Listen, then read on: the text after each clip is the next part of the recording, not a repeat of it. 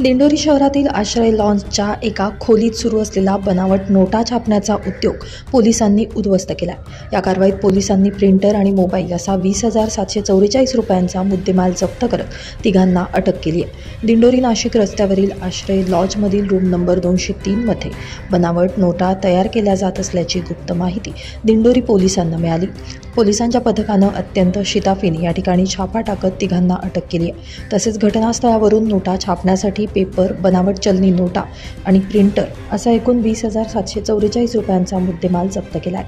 या कारवाईत पोलिसांनी किरण दशरथ माळेकर, ज्ञानेश्वर सदू गायकवाड आणि अनिल बाळू माळेकर यांना अटक केली आहे. या तिघांनी यापूर्वी देखील बनावट नोटा चलनात आणल्याचा संशय व्यक्त केला जात असून त्यांना मदत करणारे व त्यांच्याकडून नोटा घेणाऱ्यांचा पोलीस तपास करत आहेत.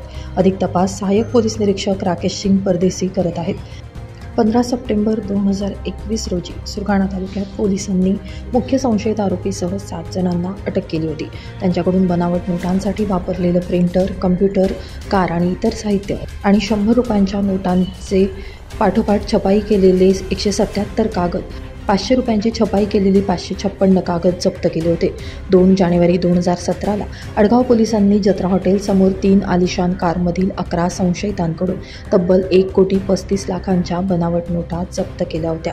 2024च्या निवडणुकीदरम्यान अंबड पोलिसांनी तिघांना अटक करत 500 रुपयांच्या 30 बनावट नोटा तर शहर गुन्हे शाखेच्या गुंडाविरोधी पथकानं मुक्तिधाम परिसरातून 2 महिलांना अटक करत 500 रुपयांच्या 20 बनावट नोटा जप्त केल्या होत्या.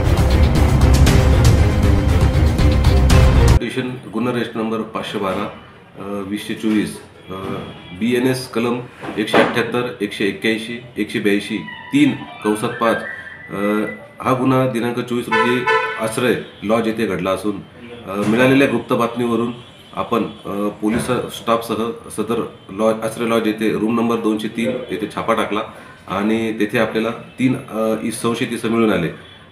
सदर इसमांची आपण झडती घेता तेथे आपल्याला काही बनावट नोटा आणि ते बनवण्यासाठी लागणारे साहित्य हे तेथे आपल्याला आढळून आले.